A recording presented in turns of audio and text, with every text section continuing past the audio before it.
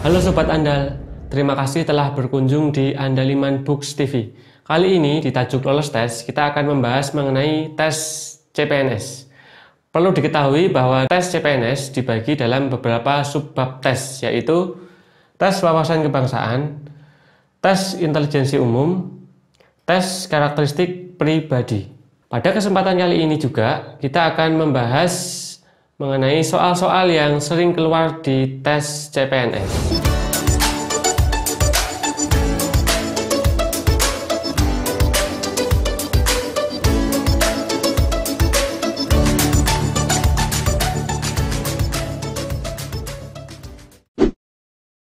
Oke, kita masuk ke tes wawasan kebangsaan.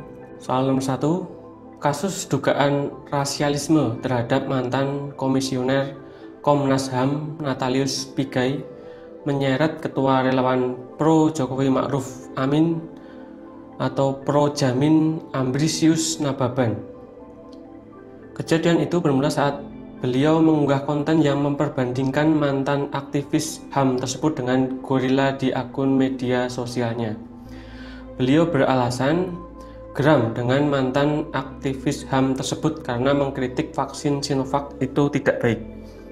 Pakar hukum dari UGM, Profesor Dr. Muzakir mengatakan bahwa kejadian ini dapat menimbulkan disintegrasi bangsa sehingga dapat merusak persatuan dan kesatuan bangsa. Dari kasus tersebut jelas tidak sesuai dengan pengamalan Pancasila, terutama sila ke. Untuk menjawab atau membahas soal nomor 1 ini, kuncinya adalah kasus dugaan rasialisme dan disintegrasi bangsa yang dapat merusak persatuan dan kesatuan bangsa. Sehingga kemungkinan jawaban adalah B, atau kalau tidak ya C. Kemudian untuk pilihan jawaban yang lain A, D, dan E jelas salah. Kemungkinan dari dua pilihan jawaban tersebut yang mana yang benar? Pilihan jawaban B sila kedua atau pilihan jawaban C sila ketiga. Kita bisa berpedoman pada pertanyaan terakhir. Dari kasus tersebut jelas tidak sesuai dengan pengamalan Pancasila, terutama sila ke. Terutama ini berarti yang sudah pasti itu menyangkut atau menyimpang dari pengamalan Pancasila. Berarti yang sudah pasti itu menyimpang dari sila ke-2, kemanusiaan yang adil dan beradab. Sedangkan untuk yang ini menurut Profesor Dr. Muzakir ini dapat menimbulkan disintegrasi bangsa, itu adalah konsekuensi berikutnya, dan ini hanya dugaan bahwa ketika ada kasus rasialisme akan menimbulkan disintegrasi bangsa yang merusak persatuan dan kesatuan bangsa, sehingga dapat disimpulkan ini belum terjadi karena hanya dugaan. Kemudian ada trik juga, cara mudah untuk mengetahui pengamalan Pancasila terutama sila kedua, yaitu semua kasus atau hal yang ada hubungannya dengan HAM atau hubungan antara manusia dengan manusia itu termasuk pengamalan sila kedua. Jadi ini perlu diingat-ingat. Penyidik Komisi Pemberantasan Korupsi atau KPK mendalami dugaan aliran uang ke sejumlah pihak di Kementerian Sekretariat Negara terkait kasus korupsi di PT Dirgantara Indonesia. Dugaan itu didalami penyidik saat memeriksa 2 orang saksi kasus dugaan korupsi terkait pengadaan kegiatan penjualan dan pemasaran pada PT Dirgantara Indonesia tahun 2007 sampai 2017. Dalam kasus ini, KPK menaksir kerugian negara mencapai 315 miliar rupiah.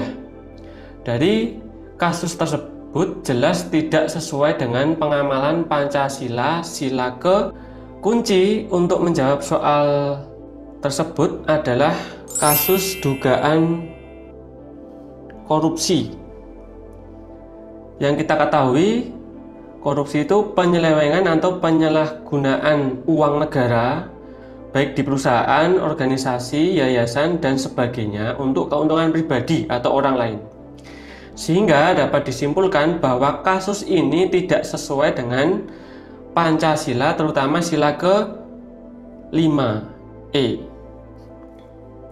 Kemudian cara mudah untuk mengetahui pengamalan Pancasila, terutama sila ke-5, yaitu semua kasus atau hal yang ada hubungannya dengan keseimbangan antara hak dan kewajiban, itu termasuk pengamalan Pancasila sila ke-5, yang cakupannya lumayan luas, yang menyangkut hubungan sebagai berikut. Yang pertama, A. Hubungan antara manusia dan umum. Kemudian B. Hubungan antara manusia dengan hukum. Kemudian C. Hubungan antara manusia dengan alam.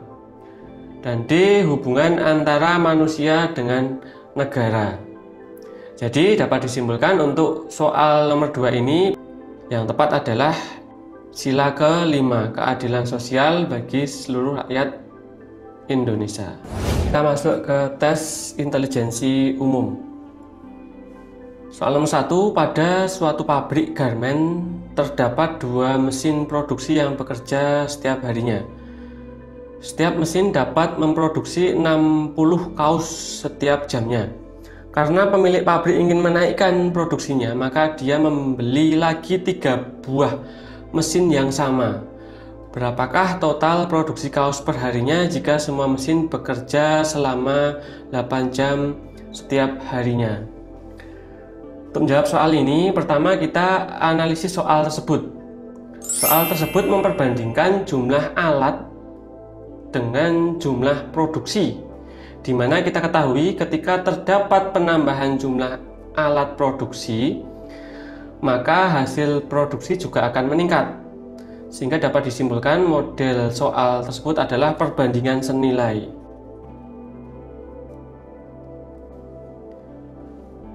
Dan rumus matematikanya sebagai berikut. Satu alat dapat memproduksi kaos 60 kaos per jam. 5 alat berapa per jam? Nah, maka ini kita kali silang, yang N per jam ini kalikan ke sana dan ini kalikan ke sana, sehingga didapat N per jam ini kali 1, berarti N per jam sama dengan 5 kali 60 sama dengan 300 kaos per jam. Kemudian jika semua alat bekerja selama 8 jam, berarti 8 mesinnya memproduksi tiap jamnya 300 kaos. Berarti 8 kali 300 sama dengan 2400 kaos per hari. Nah, jadi jawaban yang tepat adalah E, 2400 kaos per harinya. Soal nomor 2, pada suatu peternakan terdapat 100 ekor ayam yang dapat menghabiskan 1000 kg pakan selama 10 hari. Pada hari kelima, pemilik menambah populasi ayamnya sebanyak 200 ekor ayam. Berapa harikah pakan ayam itu akan habis? Soal tersebut memperbandingkan jumlah populasi ayam dengan jumlah pakan. Di mana kita ketahui ketika terdapat penambahan jumlah populasi ayam, maka jumlah pakan akan menurun atau menyusut lebih cepat. Sehingga dapat disimpulkan model soal tersebut adalah perbandingan berbalik nilai. Adapun cara menyelesaikannya sebagai berikut. Pertama, diketahui 100 ekor ayam disediakan pakan 1000 kg. Berarti perharinya itu berarti 100 per 1000, disederhanakan 1/10 tiap harinya. Kemudian kita buat tabel hari, pakan, dan sisa. Hari pertama menghabiskan pakan 1/10, sisanya 9/10. Kemudian hari kedua 1/10 lagi kan, berarti ini dikurangi, berarti 8/10. Kemudian hari ketiga 1/10 lagi, 7/10. Hari keempat 1/10 lagi, jadi 6/10. Saya pindah sini ya. Ini hari, kemudian pakan, sisa. Hari kelima, nah di hari kelima di sini nambah 200 ekor, berarti totalnya menjadi 300 ekor ayam. Berarti 3 kali 1/10, karena 3 kali lipatnya, menjadi 3/10. Sisanya tadi 6/10 dikurangi 3/10 sama dengan 3/10. Sisanya di hari kelima. Hari keenam menjadi 3/10 jumlah pakannya, karena penambahannya kan tadi 300 ekor. Sisanya juga 3/10 pakannya, berarti 0, habis di hari ke-6. Jadi pakan akan habis dalam waktu 6 hari. Di jawaban yang tepat adalah D. Tes karakteristik pribadi. Soal nomor 1. Anda ditugaskan sebagai resepsionis kantor cabang. Sebelum pergi, pimpinan berpesan agar tidak mengatakan kemana beliau keluar. Tidak beberapa saat kemudian datanglah tamu dari kantor pusat yang ingin bertemu dengan pimpinan. Sikap yang Anda lakukan adalah, oke, kita bahas pada soal ini, menguji perilaku calon ASN dalam hal moral, etika, tabiat, dan watak yang sesuai dengan figur seorang ASN. Seorang ASN yang mempunyai integritas diri yang tinggi biasanya akan sukses dalam karirnya. Nah, untuk menjawab soal ini, kuncinya adalah pimpinan berpesan agar tidak mengatakan kemana beliau keluar. Dapat disimpulkan, kita mendapat kepercayaan penuh dari pimpinan, sehingga kemungkinan jawaban adalah pilihan A dan D. Sementara pilihan jawaban B, C, dan E jelas salah, karena tidak mencerminkan integritas sebagai seorang ASN. Kemudian, bila kita mengkaji lebih dalam, ada kunci untuk menjawab kedua pilihan yang tersisa tadi, yaitu keterangan tamu dari kantor pusat yang ingin bertemu dengan pimpinan. Karena pada soal tidak ada keterangan tamu penting atau ada urusan mendesak, Maka jawaban yang tepat adalah pilihan jawaban A. Tidak mengatakan kemana beliau pergi walaupun itu dari kantor pusat. Instansi Anda mempunyai hubungan buruk dengan instansi lain, sehingga dalam menjalankan tugas bersama selalu tidak berjalan dengan baik. Suatu saat pimpinan menugaskan Anda untuk menjalin kerjasama dengan instansi tersebut. Sikap yang Anda lakukan adalah soal ini menguji perilaku calon ASN dalam menjalin dan memperluas hubungan kerja. Jejaring kerja sangat penting bagi ASN karena akan membantu dan mempermudah dalam menyelesaikan pekerjaannya.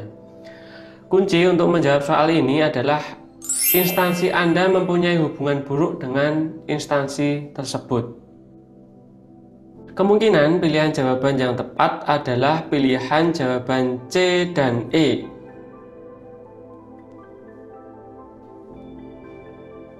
Sedangkan pilihan jawaban A dan B jelas salah karena tidak sesuai dengan prinsip jejaring kerja. Kemudian pilihan jawaban D juga salah karena bagaimana mau menjalin tugas kerjasama dengan baik jika kedua instansi memiliki hubungan yang buruk. Bila kita mengkaji lebih dalam, ada kunci untuk menjawab kedua pilihan yang tersisa tadi, yaitu Anda hanyalah pegawai biasa.